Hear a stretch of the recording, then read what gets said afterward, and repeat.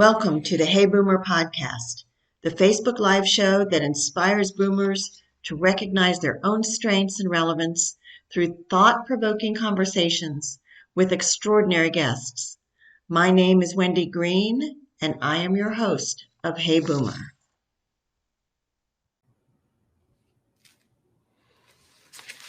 Hello, Hey Boomer listeners. How many of you have been through a natural disaster like a hurricane or tornado, some of the wildfires like they're having out in California now? If you've been through anything like that, please let us know in the chat. We'll be watching for your comments. And Dan is going to give us a lot of information about that, and I will tell you about him later.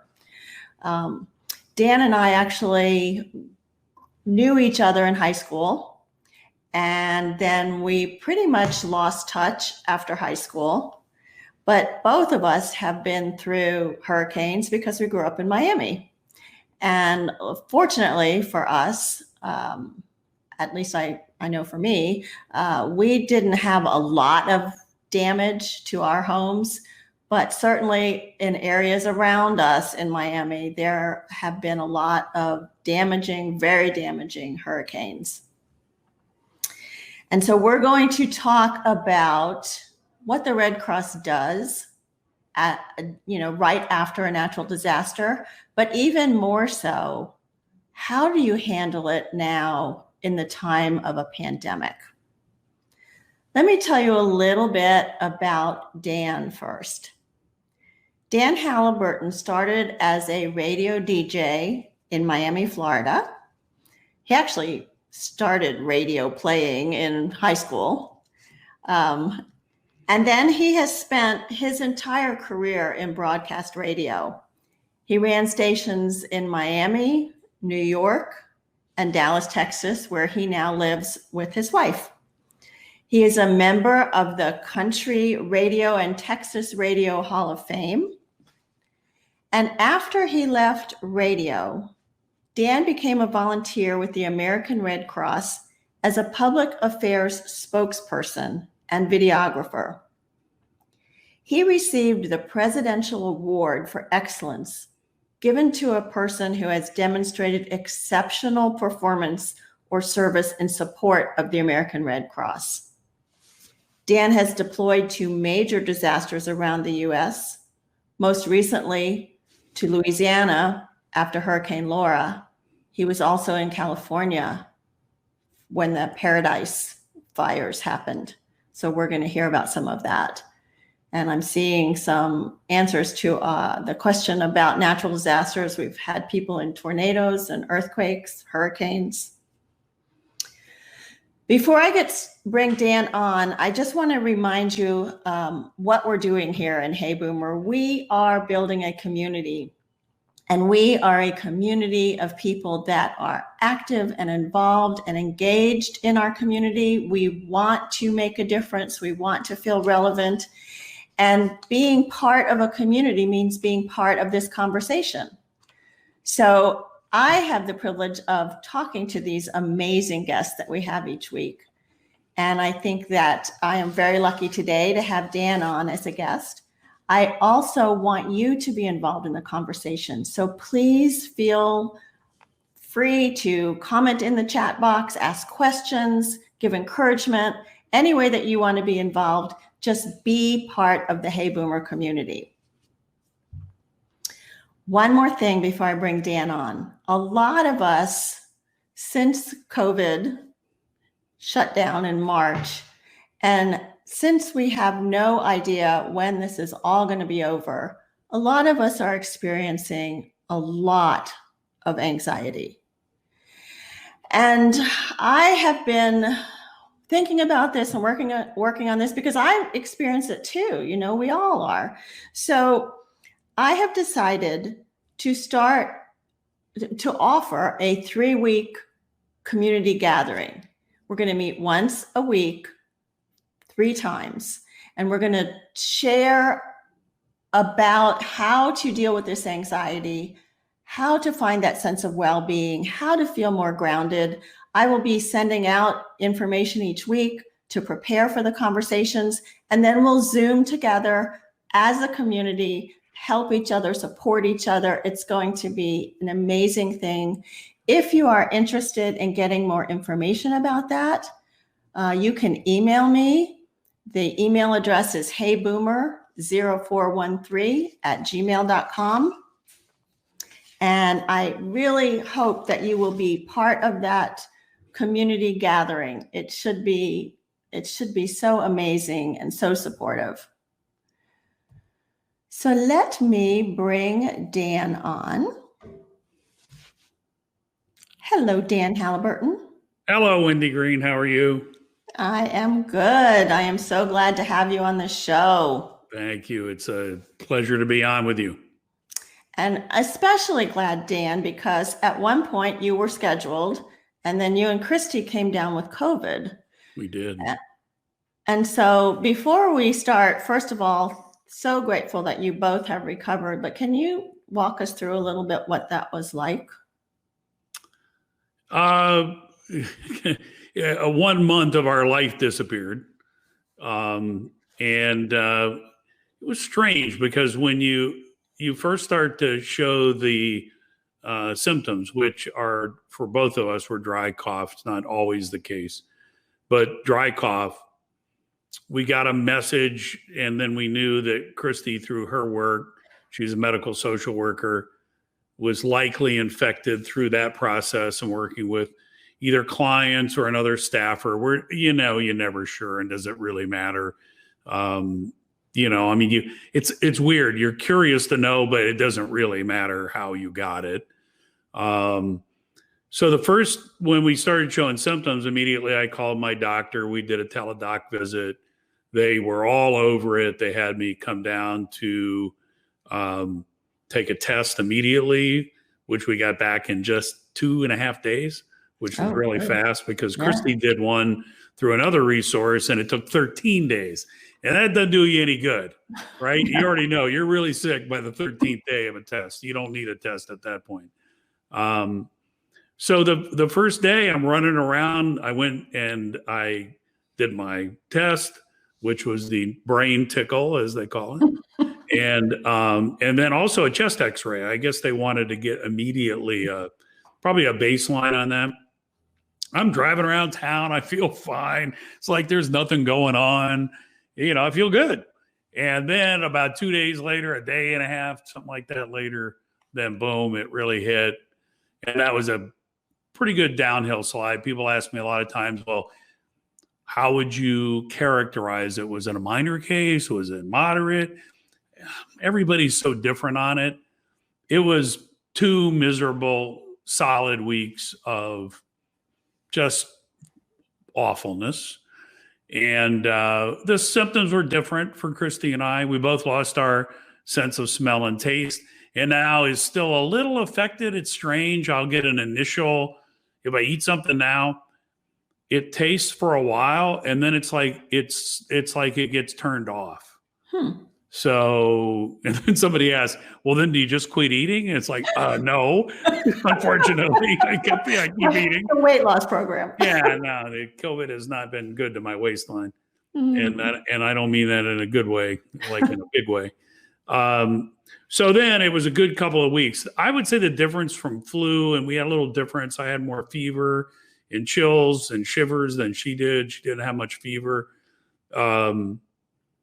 We had our pulse ox, so we checked that all the time. I'm an asthmatic. I mean, check all the boxes. I check most of them. So I'm very, very fortunate. But I'm an asthmatic. So on a pulse ox, the little thing they put on your finger to check your oxygen level, I'm never as good as most folks. Most people are 99 or 100, and I'm maybe 98 all the time. It's never better than that, maybe 97. So mine dropped down into the low 90s, 92. But it never got in the 80s. That's a good sign because 80s is bad. And it just felt rotten for 2 weeks. And third week started to crawl out of it, had the brain fog challenge that comes around. And then started feeling better. I got to say now, I probably feel better than ever. And I think I've thought a lot about this. I think it's mental. One, I think part of the mental is you've already had it, you've been there, you survived it. There's some other feelings about people who don't survive. There are feelings about friends that I have lost to it, or people who were very, very close to being lost with it. But I don't know. It seems like a renewal. I mean, it's like I got stuff to do. Not that I didn't before. I'm crazy busy all the time. But I don't know. I feel better. Well, I felt better until, and I'm going to tell you this, and this is not to scare anybody away. So I gave convalescent plasma as soon as I was able to. Mm-hmm. And then I was asked to come back again because the studies show that there could still be antibodies in my plasma. And I said, okay, well, if they're not, are you testing for it? Yes, we are. If there aren't enough, can you still use the plasma? And absolutely. And anybody who knows about plasma, it's important. There are a lot of people who need plasma, especially people on chemo and cancer patients and others who just absolutely require plasma. It's kind of a gift of life for them. And I gave it again on Saturday and it kicked my butt. I mean, I felt terrible. And I think what happened was I got dehydrated because they take, when they're done, the plasma that you give is in a bag like this big. Wow. It's like a saline bag. Like if you've been in the hospital, like this wide and that thick. And it's a lot of liquid they take out of you. So I think that's what happened. I got dehydrated. And I've been dehydrated once before. I went on a bike tour and got dehydrated. And if dehydration will kick your butt. Yeah, that's a bad thing. It really feels awful. So I think that's what happened. I feel good today, but so glad that you are both feeling so much better. Thank you. Yeah, and, we are too. And that your mental state too. That's pretty. No, I feel great. I think Christy bounced back strong. She's having to go to work every day. I'm not, working except when I want to, I guess is a way to put it. So, I feel a lot better. Here's what I would say about it. And I've thought a lot about this. I'm on the condominium board for the building we live in here in Dallas, Texas. It's all probabilities. It's not one person's more likely to get it than another. Though I think if you stayed locked down in a house and you never went out, your likelihood of staying healthy would be good. So all you can do is do all the things you know to do, avoid taking risks, and know that everything we do in life comes with risks. And I'm not diminishing this by any matter of means, but I got very pragmatic, practical about it, and just it's just about numbers. It's about the more things you do that expose you to others make your risk go up. Yeah. And the less you do, the better. The other thing is, don't think that your group of friends is safe. Oh, well, I know my friends, they're careful. You don't know. Because the irony of us getting sick is that we were probably two of the most careful people that anybody in our circle said, it's shocking that you guys got sick because you guys are like the best at it. And, being prepared, washing, we were wearing masks in March. And so just know that if you're around people who are taking chances and you're taking chances, all of your probabilities go up. Yeah. Well, so do what you do to protect yourself and people you love. Right. That's a good point that you made. I just want to share one comment with you before we move on to talk about the Red Cross. One of our guests, Kathy, says, when you talked about the sense of renewal after surviving COVID-19, it reminds her of when she survived ovarian cancer and she came away with this fierce sense of urgency of now, now is important. That's interesting. Yeah. I hadn't really thought about it. Maybe it just caused me to be more focused on things that I knew I wanted and needed to do.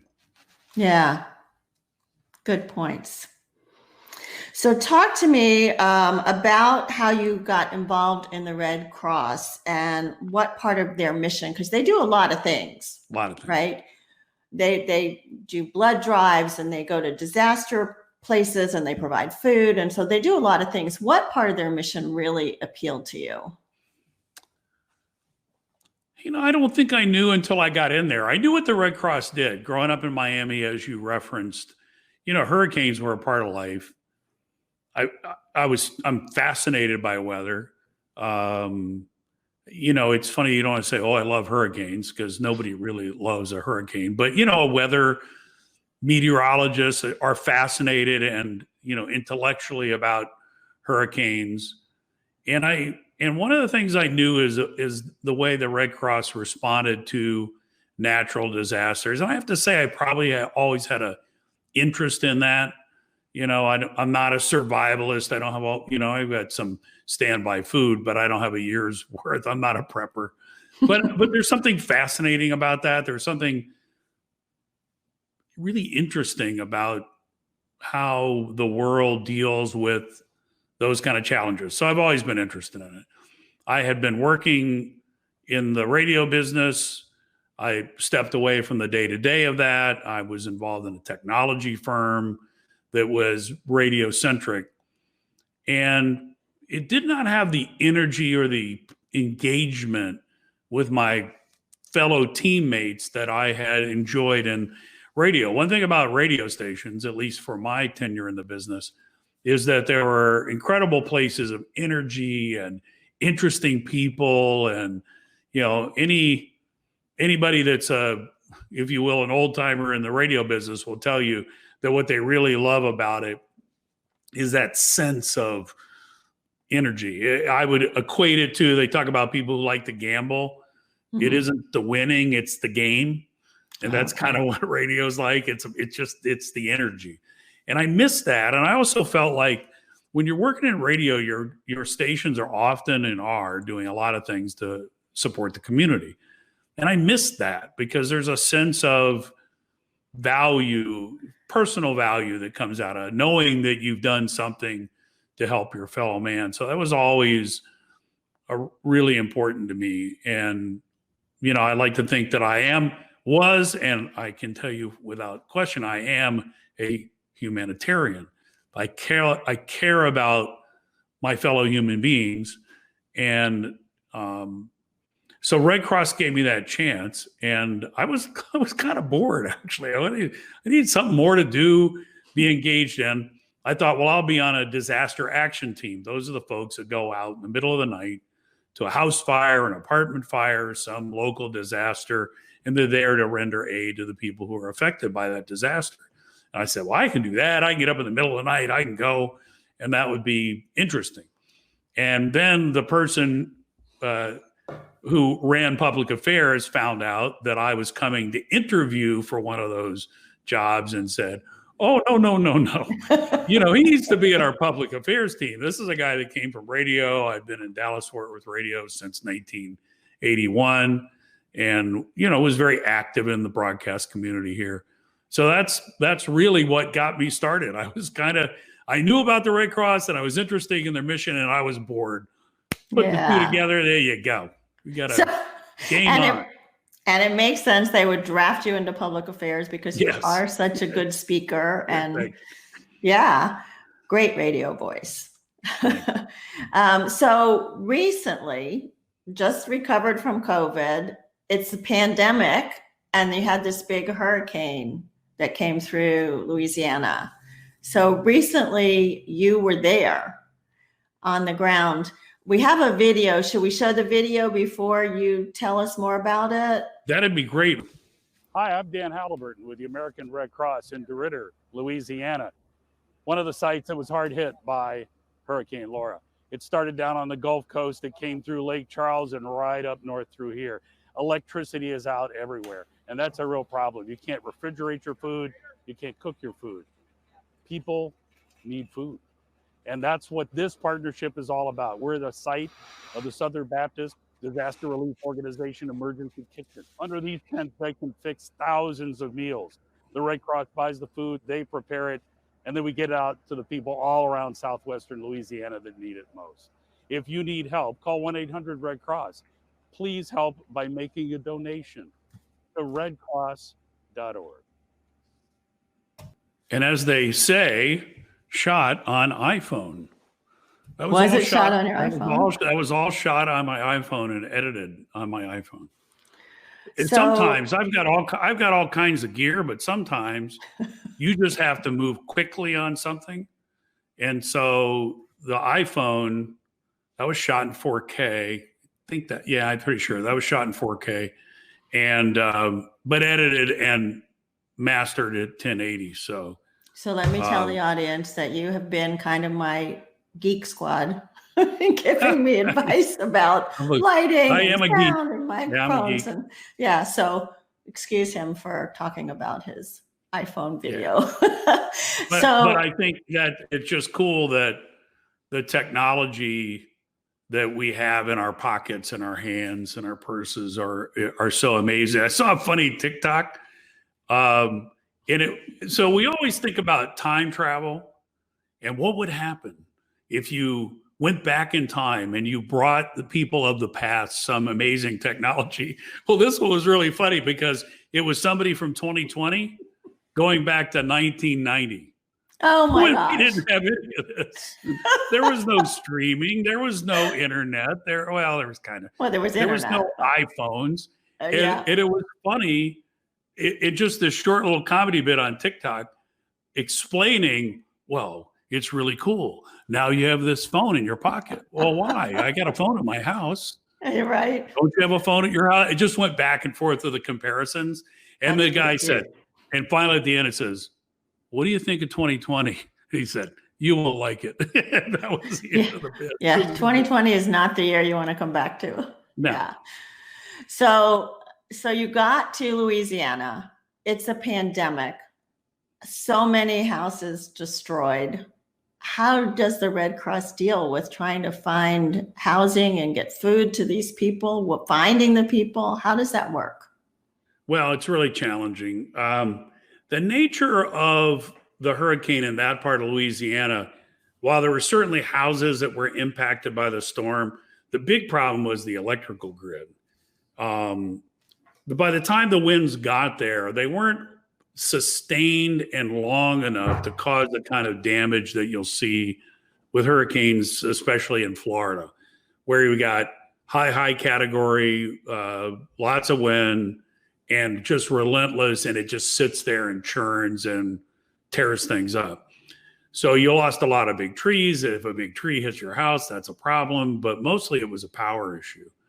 And I had never seen that kind of devastation to an electrical grid. I don't know what it was that made that storm unique compared to my other experiences. But so the big challenge then is, people, especially if you're a little further inland, like where DeRidder is, or even Lake Charles, which is 35 miles from the coast, you say, oh yeah, I live in hurricane country, but how bad would it be, or how long would it take?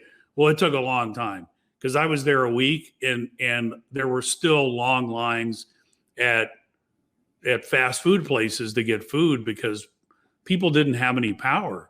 Walmart was open, but unless you had a generator or a barbecue grill, which if you're if you're any kind of a Louisianian, you have a barbecue grill, right?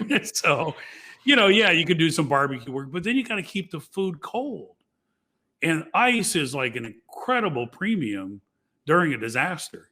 So you really need the kind of meals that are shelf ready or somebody to prepare a meal. And that's what you saw there. The Southern Baptist Disaster Relief Organization have these mobile kitchens that they can put on the road and deliver in a matter of a couple of 3 days to any location. And they can fix that day. That kitchen was another kitchen I saw was going to do 6,000 meals in a day. Oh my gosh. Hot meals. I mean, with protein, with vegetables, with a little snack, with some bread. It's probably not it's not the most elegant meal you've ever eaten, but it's hearty and it's, meant to kind of keep you going during that. I was at Hurricane Sandy, and at Aqueduct, there was a kitchen. They were producing out of that kitchen 16,000 meals a day. Wow. 16,000. Can you imagine what that's like? No. So yeah, that's the partnership that goes on during disasters. The Red Cross working with, people like the Salvation Army and the Southern Baptists and, so many. I mean, it's hard to name. And then the cities and the states and the federal government. There's just a lot of people that come to work on that. That's the good thing. The hard thing is if you're impacted by a disaster, it just takes a while to sew that quilt, if you will, that patchwork quilt of support that is there. It takes a little while to stand it up, and that's why people need to be prepared for a disaster.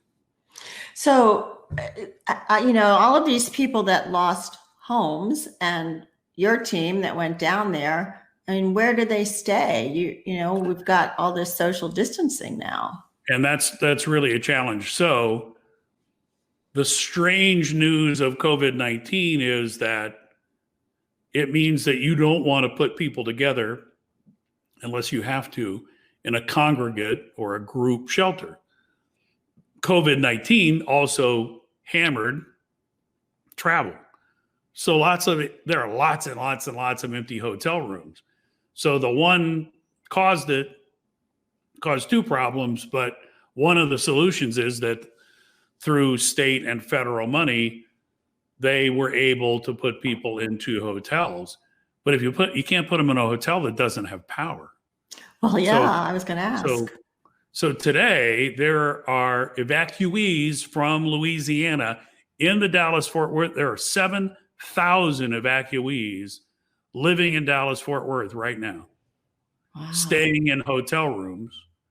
And in that case, because there isn't a disaster here, food is easy to come by. So you're staying at a hotel that has a place for you to eat, restaurant.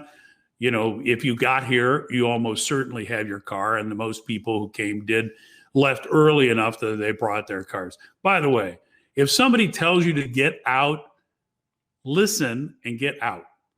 Yeah. Because what happens is that people wait. They might survive a storm for their home, and it might or might not be livable, but likelihood is your car gets destroyed and now you have no transportation. Now you can't get out. I was going to ask you, so how do they even get to where you're preparing food? Well, you plan ahead, and the good news is about hurricane forecasting. At least hurricanes, we have a sense of when they're coming. We have much less of a sense when it comes to tornadoes, and almost no sense at all when it comes to earthquakes. Yeah. But if their cars were destroyed, how did they get to where you're giving out food? Well, they would bus people, and that certainly would happen in Hurricane Harvey. So Hurricane Harvey hits, massive flooding in Houston area. People's cars are flooded unless they had evacuated. Places were flooded that had never flooded before. I mean, biblical flooding in that situation. And they got nothing. They got no house. They got no car. So the various agencies that are involved in that would then bus people. And at that point, we had, I don't want to say that equal number to that, but they were all in shelters. So they're in the Dallas County Convention Center. They're in parks and recreation centers all around the area. Something that would be doable, but not ideal, and not something that we want to do. I don't want to say a congregate shelter is the shelter of last resort, but we kind of see it as job one is to get people into individual kind of situations. But what do you do when you have a wildfire in California where you have entire towns that are evacuated? Mm-hmm. They've got to go somewhere. So I haven't seen the shelter count numbers today yet for California, but it would be significant. And people are self-reliant. They'll go to friends' homes or people who have family, that sort of thing. Some people have insurance and they have resources, and they may drive a long way to find a hotel or a motel. And then the government agencies, state agencies will work together to get that done. And that's where they call on the Red Cross, because one of the things that probably people think about us first and foremost is our support of people in sheltering, and then the feeding operation that goes with that. I know a lot of people in this community are very generous, and seeing the devastation in Louisiana, and then of course seeing all of this devastation in California. Um, is there a way that you can donate to the Red Cross and say, I want this to go to California's disaster, I want to go to Louisiana disaster? Is there a way to Yes. do that? Yeah, there is. So here's what I always tell everybody. You first of all, the fact that you're making a donation is the most effective, efficient, and quickest way to get help to people. Because these operations on the part of the Red Cross and the other charities that are out there cost massive amounts of money. And not all of that money is going to come from FEMA or other organizations. They come from the people who have donated to the Red Cross. So in a case of like Hurricane Laura, you could certainly make a donation. You can go to redcross.org. You can put it, designate it is the words that we use. Designate it for Laura. You could designate it for California wildfires. I don't know if there's an Oregon or Washington designation yet. Kind of depends on the timing and the size of the event. So yes, you can do that. Okay. Here's what I like to encourage people to do. Make it to the General Disaster Relief Fund of the American Red Cross, and you'll help everybody. And you'll also help that individual, that community, that state, that city who will be impacted by the next storm that's coming in or the next disaster that hits. Because if you tell us that goes to Laura, it goes to Laura. That money stays there. When the money came in for the deadly tornadoes that have hit Moore, Oklahoma many times, that I was in the one that was so devastating that we lost an elementary school and school children were killed. And that money stayed for a long time because the community then designates. So if we get our relief job done and we've got money left over, and we did at Hurricane and Moore tornado, the community came back and said, you know what we'd like to do? We'd like to build some tornado shelters in our schools, and the school board didn't have the money to do that. So some of that money went there. So that's an example of how if you designate, it stays in the area, but there's just always another one coming. So that's why I like for people just to do the general donation. And the other thing while we're talking about that is please don't ever, thank you for your generosity, but don't bring stuff. Right. Because when you bring stuff to a disaster, it's already a disaster. It's already a massive, chaotic infrastructure that has to go on. And if you load up the back of your SUV with clothes, though somebody might need some clothes, what happens is that somebody's then got to keep care of that. Somebody's got to sort it. And what we've really done now because of COVID-19, we just won't take it now. Before we would take it. And it created challenges, a lot of challenges. But now we can't even take it at all because of COVID-19, because we can't verify its cleanliness. And we certainly don't have the resources to go clean it. Right. So yeah. even water, people, I know, here's what happens. When you see that on television, and you know there's nothing you can do about it, but you want to do something, and it's maybe close by. You say, well, if I loaded up the car and I went and did this, then that's a challenge.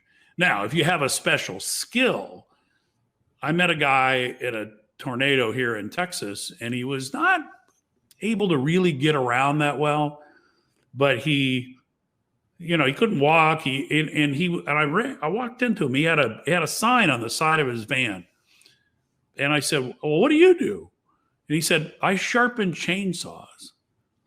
He says, if this had happened before when I was able to get around, I would have been out there clearing trees and helping people clear the limbs out of, cutting big trees down and limbs up and that kind of thing. But I can't do that anymore.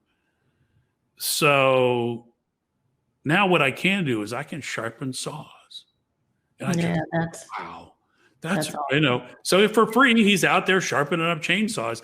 And anybody knows anything about chainsaws, not that I know a lot, except they really need to be sharp, because if they're not sharp, they can be dangerous to you, right? Yeah. Because they might kick back, and there's other problems with a dull chainsaw. Plus, it just would go slow.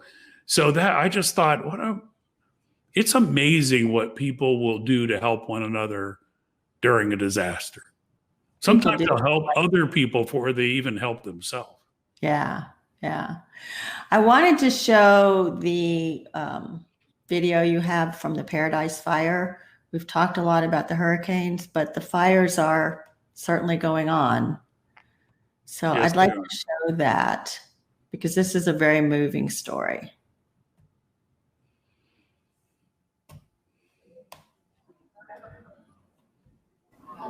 I left my house about 9:30 in the morning, and I tried to get to his place, but of course they wouldn't let me, because you have to follow the road directors and they tell you where to go.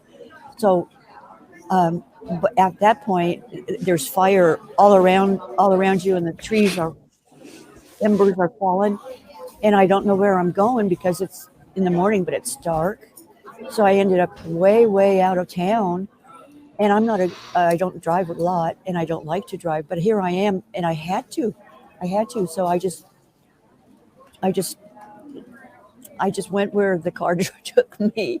The emptiness that you feel, not knowing what you're leaving behind, you know it's gone. And when we walked through these doors, and everybody just congregated on us, can we help you? What do you need? What can we do for you? It was heart-wrenching for me, because I never thought I would laugh or smile again. And the outpouring of love that just comes from everybody here. It was wonderful. It is wonderful. They would sit with you, and they hold your hand, and they just let you talk and get it out. And that's what helped me the most. And they'd hug you and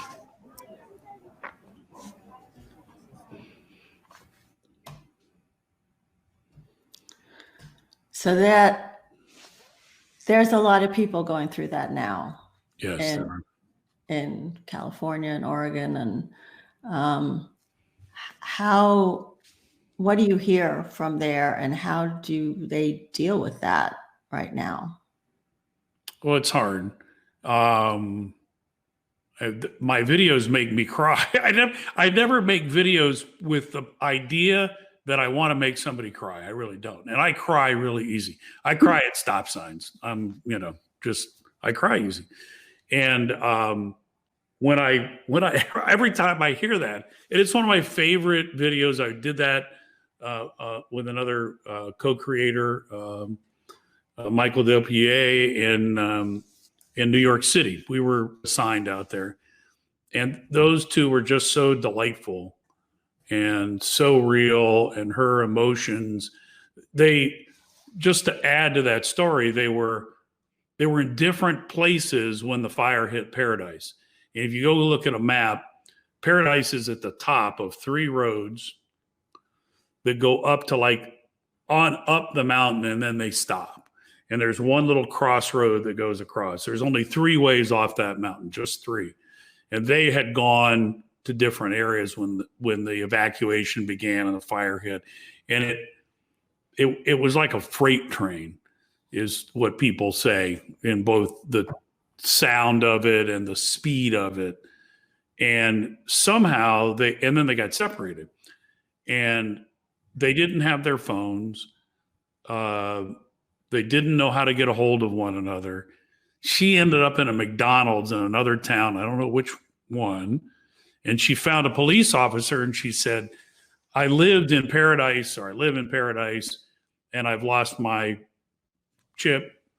And he said, well, you need to go to the shelter at the Butte County Fairgrounds. And that's where he went, and they met each other after being separated by the fire at a Red Cross shelter. Wow. So that's why that story, and I would love if they had told all of them about that story, but people kind of tell the story they want to tell, and then we try to capture it. it just meant a lot. It was funny too what people think about. So Chip he was just really obsessed about getting something out of the trunk of his car. He said, I've got this stuff in the back of my car. I got to get rid of it. And he was so obsessed, but he acted kind of secret about it. Well, what is in the back of your car, Chip? And so he said, well, I said, let me go look.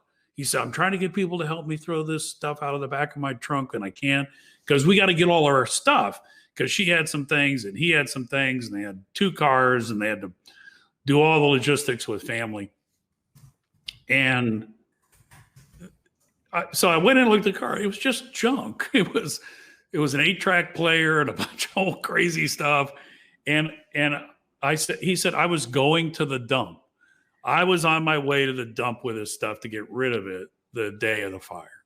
I said, okay. So he drove his car around. Well, he did. I said, okay, I'll meet you over at this dumpster, and then we'll throw all that away. And we found a dumpster. That made his day. That was like the most important thing to him at that point in time was, I've got to get the junk out of my car. So there's just these little things you can do to help people that don't seem like they mean much, but to him, it meant the world.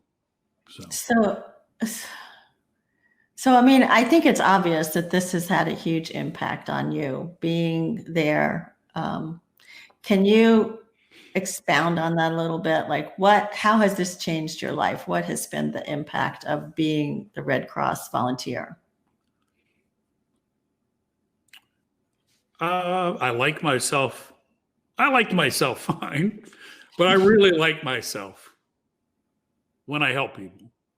I mean, I think we all like ourselves, kind of, mostly, hopefully do. Right. But when you know you help somebody, you feel really good about yourself. It's just a really wonderful feeling. And like I said, those little tiny things like helping Chip get the stuff out of the back of his car. Or maybe something bigger than that. I saw other people. I walked in behind, man, I wish I had a camera, behind 2 women, and they were talking. And they said, they say he's here. And I followed off behind them. And I said, well, have you talked to him? And there was back and forth. They were walking ahead of me. I couldn't hear all the story.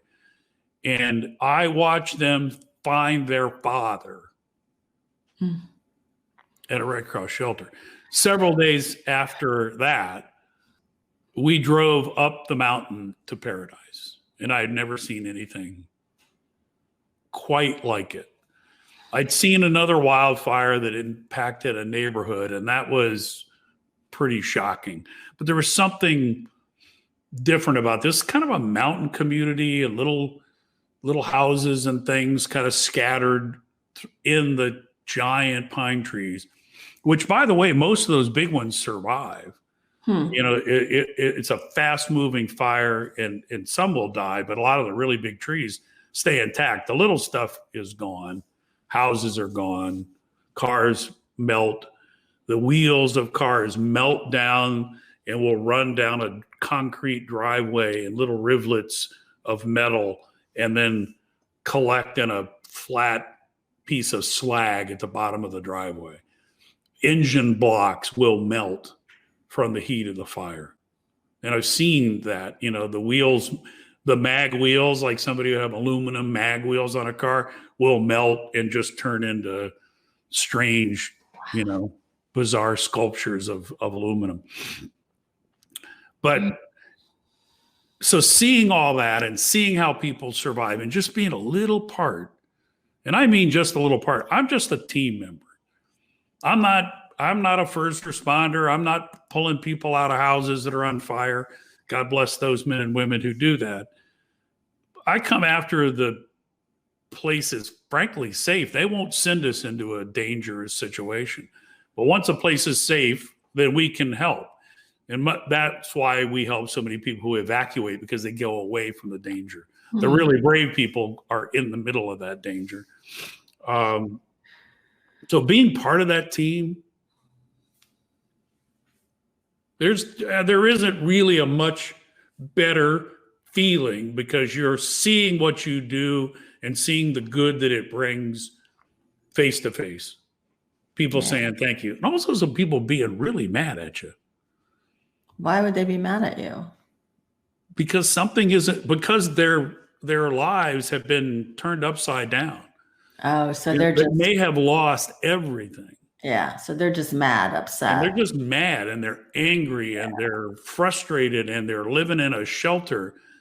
And I just remember there was a time in Miami, Florida after Irma, and a woman was in a shelter and she brought me outside. She was a very educated woman and she was a very angry woman. And she read me the riot act.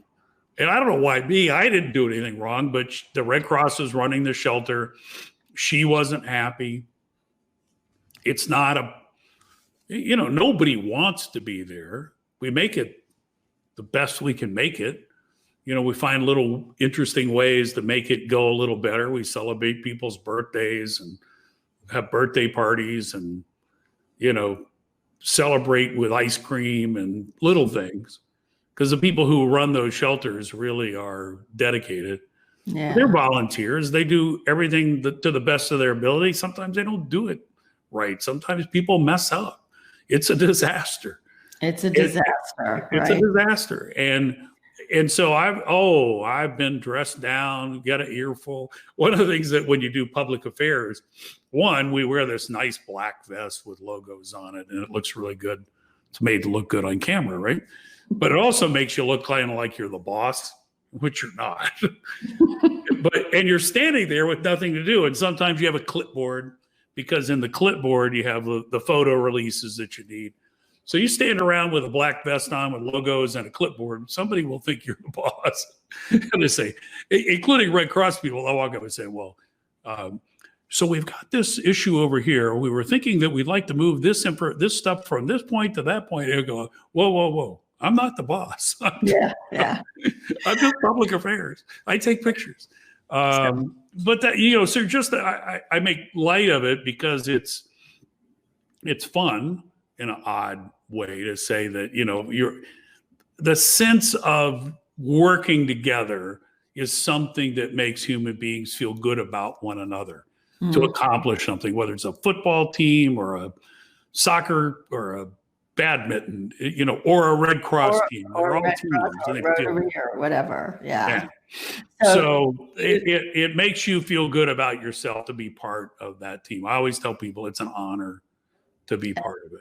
And it's an honor to have you here. You've been a great guest. I always ask my guests if there's one or two takeaways they'd like to leave for the Hey Boomer audience. I know you've given a couple of advice, but is there a couple of things you'd like to leave us with? Yeah. Well, let me do the Red Cross stuff first, and then I'll do some personal stuff. So on the Red Cross side, there are two things Red Cross needs right now. The first thing we really need are volunteers. Because of COVID-19, there are a lot of people who can't or won't be able to go out and be face-to-face and help people. That means people that are in a community probably near you. So, and even if you're not near the disaster, the fact that you might go in and learn to be a volunteer, and we do vet all of our volunteers, and there's a lot of training, and we'll work with you for the amount of hours that you have available. You don't have to do this like full time. I was gone in 2017 to hurricanes for 89 days of deployment. So no, we're not asking that of you, but any little bit helps. And if you can volunteer in your town, that means somebody there can go because they have the training to help. So volunteer. We need volunteers and we need support. This will be one of the most disaster prone years for so many reasons, but as it relates to natural disasters that we've seen in a long time.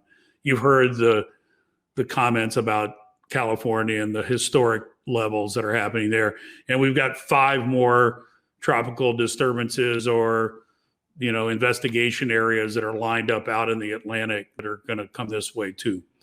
So volunteer, make a donation, go to call 1-800-RED Cross or go to redcross.org and find out more. That's where you can volunteer and you can give money. So let me tell you about the personal thing, since this is all about boomers. I kind of walked away from an everyday job but I didn't walk away from being active and engaged. And I say to my friends that if you're not getting involved in volunteerism, if you're not doing something to help out humanity, not only is humanity missing out on you, but you're missing out on something good in you. So go find that. Go follow your heart. It doesn't have to be the Red Cross. If it's homelessness, if it's working in a senior center, the list could go on and on. But if you'll go out, if you'll get engaged, if you'll do something to help somebody who needs a little help from you, you will be rewarded immensely in return. If I was better at the Bible, I'd have some great line, but I don't have any of those good Bible lines. But I love that you said that, because that's really so much of what this Hey Boomer community is about. It's about being engaged and involved and making a difference in this next stage of your life. So that's awesome. And it makes the week go very quickly. It does. Let me tell you about our guest for next week. She also has a big heart for helping. Her name is Kathy McAfee, and Kathy is known as America's marketing motivator.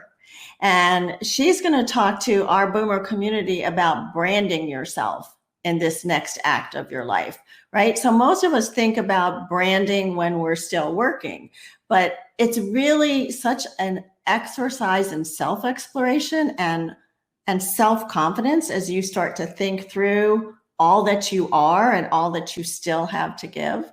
So I think it's going to be a fascinating conversation. I'm really excited about that. I just wanted to remind people about the 3-day community gathering that we're offering, and that is going to be on reducing your anxiety and increasing your sense of well-being and happiness, and getting involved is one of those tools for doing that. So you can email me for more information about that. And you can also email if you'd like to get on our mailing list. I send out a Monday reminder of our upcoming shows and something about my blog sometimes. So I always like to end by reminding us that C.S. Lewis said, "You are never too old to dream another dream or set another goal." I am so grateful for all of you that joined us today. I am so grateful for you, Dan, and that you and Christy are feeling better, and for all that you do for the community. Thank you so much. Thank you. It's an honor. And I'll watch that show next week. That sounds like a good show. It's going to be a great show. Yeah. Thank you very much. You're welcome. My name is Wendy Green, and this has been Hey Boomer.